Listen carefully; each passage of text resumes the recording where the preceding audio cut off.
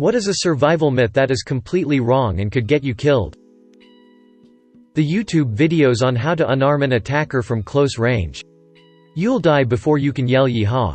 Yeah, if you have not trained extensively in real self-defense, you should never try to fight an armed opponent. Just give them what they want or run.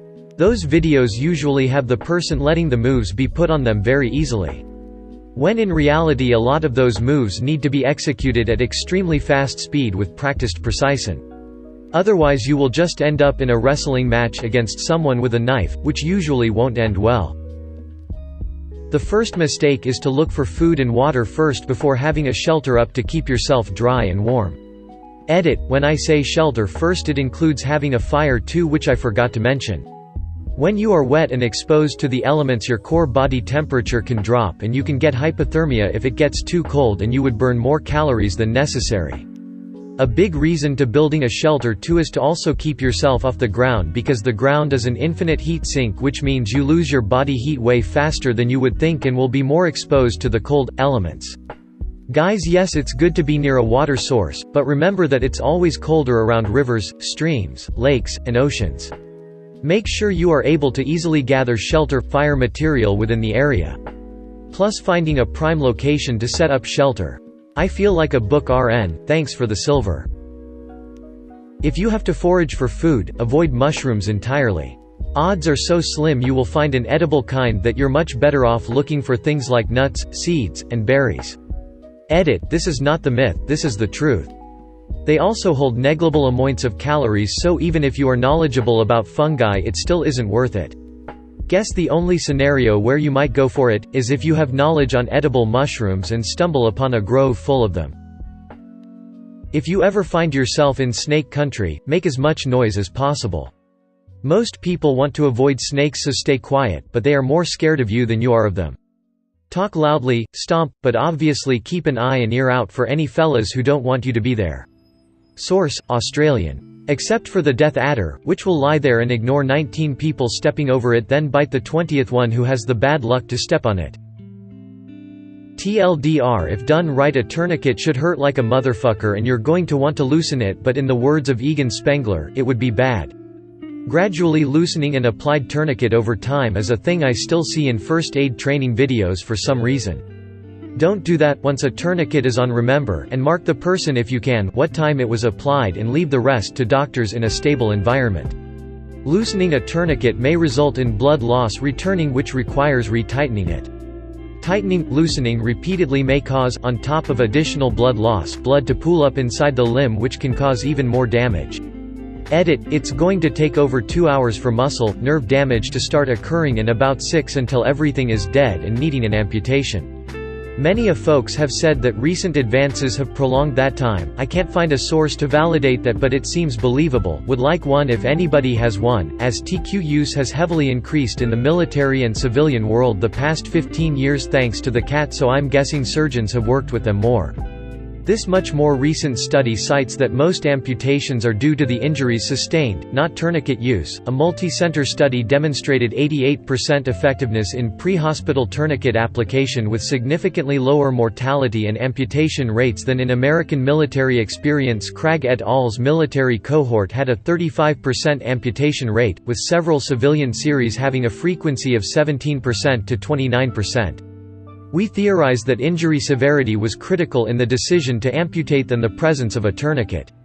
A significant number of the initial amputations had mangled, nearly amputated arms or legs from high-speed motorcycle or all-terrain vehicle crash.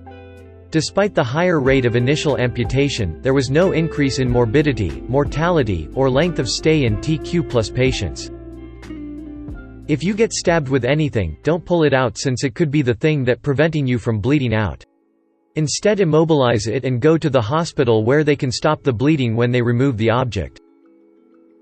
You do not need to wait 24 hours to report a missing person. If you think someone is missing, report it as such. The faster a missing person report is filed, the greater the chance the person will be found. Especially if it's a child. Missing children are at high risk during the first 24 hours, especially if abducted. In 76% of child abduction murders, the victim was dead within 3 hours. 88.5% were dead in the first 24 hours. Edit, source. It's actually a felony in some states to fail to report a child missing after a certain amount of time. Edit, Kaylee's Law. Some police officers need to be told this. My brother went missing a few years ago, and when we called the cops, they said they legally couldn't do anything for 24 hours.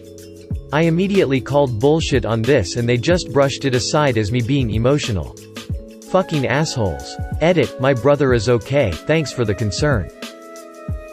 Rescue breaths are wildly overrated in most movies and TV shows. You'll see someone in cardiac arrest, and the rescuer will stop giving compressions and focus on breathing into a person's mouth and blammo. Awake, alert, alive. Nope.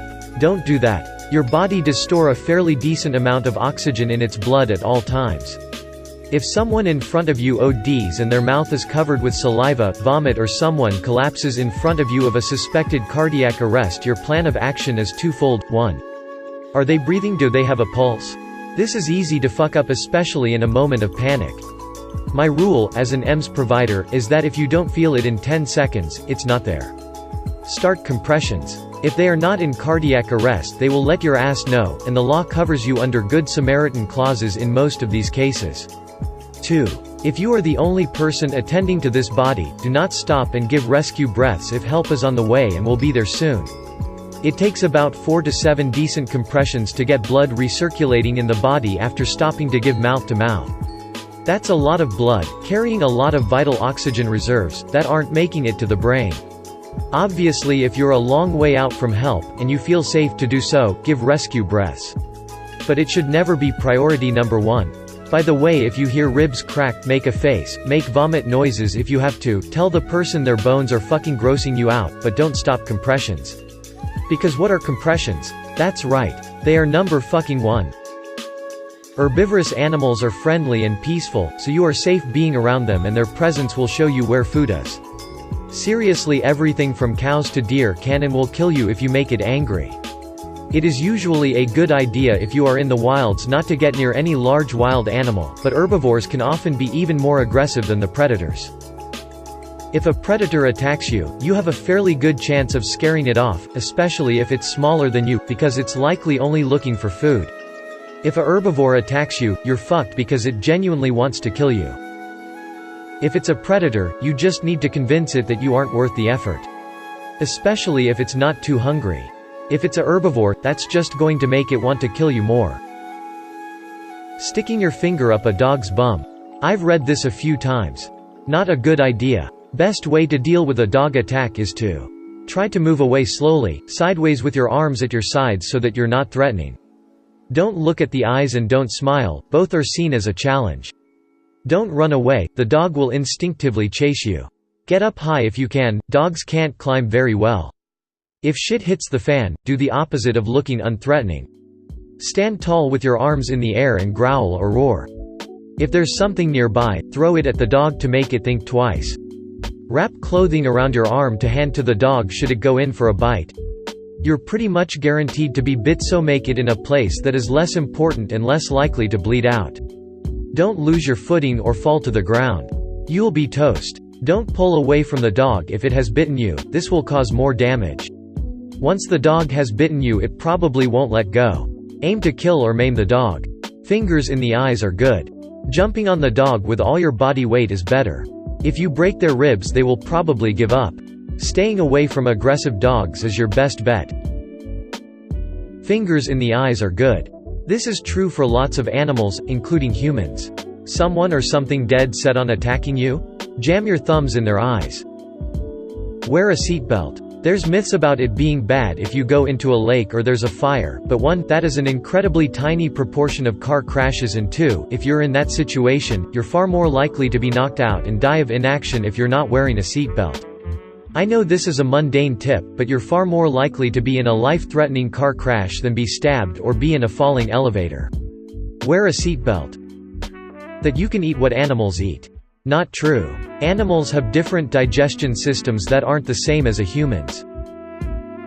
Thank you for watching. I hope that you liked this video. Be sure to subscribe for more videos like this one.